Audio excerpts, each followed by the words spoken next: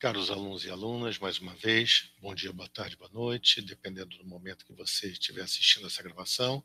Espero que todos estejam bem e vamos dar sequência ao nosso estudo, certo? De História do Brasil, Política Externa da Era Vargas.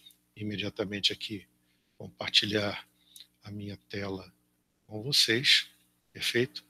E dando sequência, né, ao nosso último encontro, certo, em que nós vimos o período inicial, né, até o início da guerra, da Segunda Guerra Mundial, praticamente até o momento da tomada da França pelos alemães, em que a política externa pragmática, né, volto a frisar, se tiverem dúvida, voltem lá à gravação anterior, tudo bem, e é o elemento central, né, utilizar a quebra de uma hegemonia, não existência de uma hegemonia nas relações internacionais, tá certo? Para conseguir ganhos, benefícios para os interesses que Vargas considerava fundamentais do Estado e da sociedade brasileira.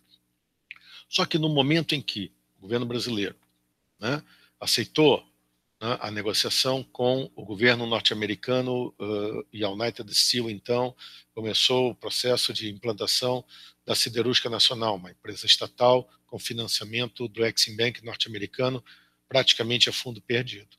Certo? A mudança, essa aproximação se tornou uma realidade e a possibilidade de poder voltar à política, né, de aproximação da Alemanha para obter concessões, ela deixou de existir. Então, alguns autores dizem que o grande ganho, né, da política pragmática de Vargas foi exatamente a siderúrgica nacional.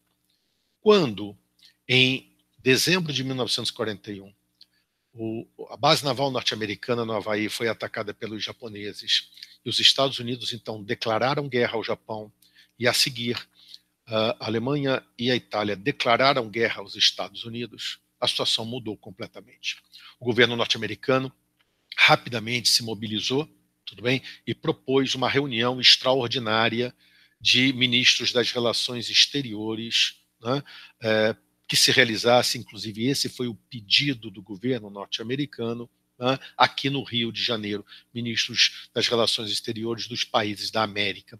Reparem, o ataque japonês foi em dezembro, em janeiro, esses ministros das relações exteriores de todos os países da América estão se encontrando na cidade do Rio de Janeiro para uma reunião extraordinária de consulta, tudo bem? E a reivindicação americana, a proposta norte-americana é que todos os governos da América, em solidariedade aos Estados Unidos, rompam relações diplomáticas e comerciais com os estados que compunham o eixo Alemanha, Itália e Japão.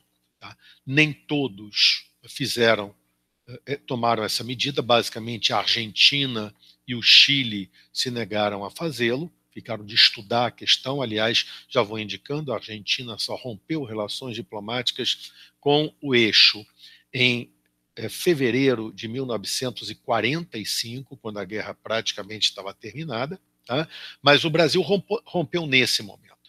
O anfitrião era o governo brasileiro e o ministro das Relações Exteriores, Oswaldo Aranha, que tinha sido embaixador brasileiro nos Estados Unidos, tinha sido ministro da Fazenda, tinha sido um dos negociadores fundamentais da moratória, da renegociação da dívida do Brasil com os Estados Unidos negociada em 1937, e via, né, a adesão do Brasil as propostas norte-americanas de forma positiva. Ele era um representante de uma ala, alguns gostam de chamar, mais moderada dentro do Estado Novo, em contraposição, né, a um eixo, perdão, o eixo é ruim porque vai parecer que é o eixo nazifascista, mas enfim, a um grupo, né, de auxiliares de Vargas, de líderes vinculados a Getúlio Vargas, lideranças, perdão, principalmente militares, mais próximas a uma identificação com o projeto fascista. Tudo bem? Nesse momento, esse grupo está mais esvaziado ideologicamente e o Oswaldo Aranha, então, conduz a reunião de consulta e consegue praticamente a totalidade dos governos da América romperem as relações diplomáticas e comerciais. Perfeito? A partir daí, começou no Brasil uma perseguição a cidadãos japoneses, a cidadãos italianos, a cidadãos alemães, principalmente no sul do país, mas não apenas. Vocês sabem uma série de mudanças que aconteceram aqui, por exemplo, para quem gosta de futebol, clubes de futebol vinculados à comunidade italiana, né, eles tiveram que mudar de nome, então havia em São Paulo um clube chamado Palestra Itália, assim como em Belo Horizonte também havia um clube chamado Palestra Itália. Os dois mudaram seu nome, em São Paulo para Palmeiras, em Belo Horizonte para Cruzeiro.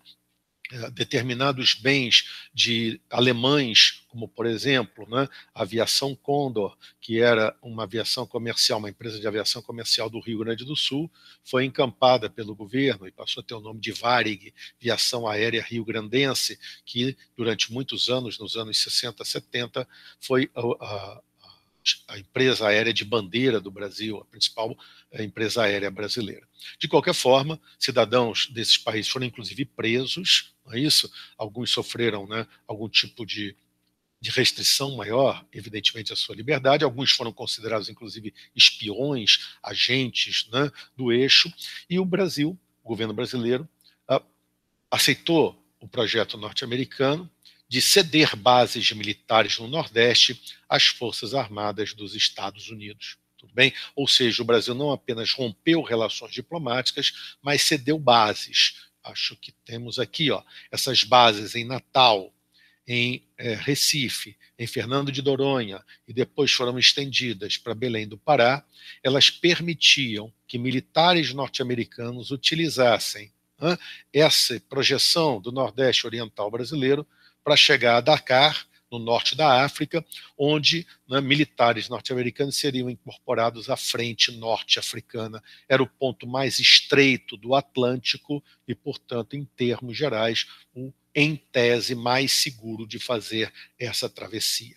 O Brasil, então, cedeu as bases militares, recebeu como contrapartida o reaparelhamento das Forças Armadas brasileiras. O governo norte-americano vendeu armas modernas através do processo do Land and Lease Act, do empréstimo a arrendamento, certo, que não exigia contrapartida de pagamento imediato às armas compradas. Tá? O governo brasileiro, no momento em que rompeu de forma muito clara com o eixo, passou o Brasil, o litoral brasileiro, a ser alvo, né, da ação dos submarinos norte-americanos, que torpedearam diversos barcos brasileiros.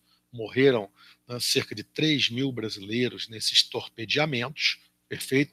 Vejam aqui como o Atlântico Norte estava coalhado de submarinos alemães, depois o Atlântico Sul, os vários torpedeamentos em litoral brasileiro ou fora do litoral brasileiro de barcos normalmente mercantes. Isso fez com que a sociedade brasileira fosse para a rua para reivindicar a declaração de guerra, e o Brasil então declarou guerra ao eixo em agosto de 42. Primeiro rompeu relações diplomáticas, depois declarou o estado de beligerância e finalmente o estado de guerra contra os países do eixo. E aí Vargas resolveu que não apenas ia declarar guerra, mas que ia mandar uma força militar brasileira para lutar na Europa do lado dos aliados. Com isso, ele pretende duas coisas: reforçar o reaparelhamento, a modernização do Exército Brasileiro, das Forças Armadas Brasileiras, conseguir equipamentos novos e modernos, e segundo, ele olhava para o final da guerra.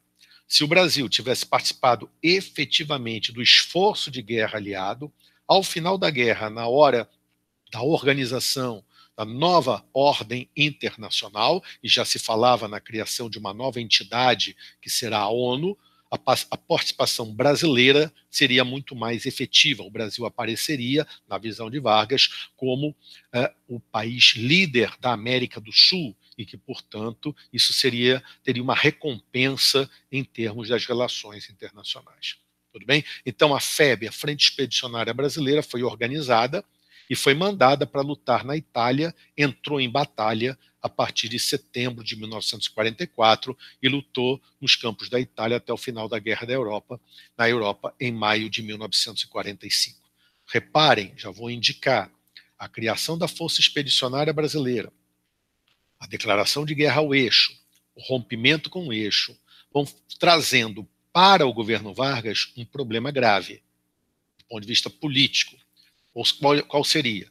Estávamos agora, com o grande confronto que existia no mundo, a Segunda Guerra Mundial, tínhamos escolhido um lado, o lado das democracias, o lado daqueles que lutavam, ou pelo menos ideologicamente afirmavam lutar, pela liberdade contra o totalitarismo nazifascista. E ao lado desses aliados estava a União Soviética, que o Brasil não tinha relações diplomáticas, comerciais, desde a Revolução de 1917, tinham sido rompidas, e mais, o Estado Novo era ideologicamente anticomunista, era ideologicamente um governo ditatorial.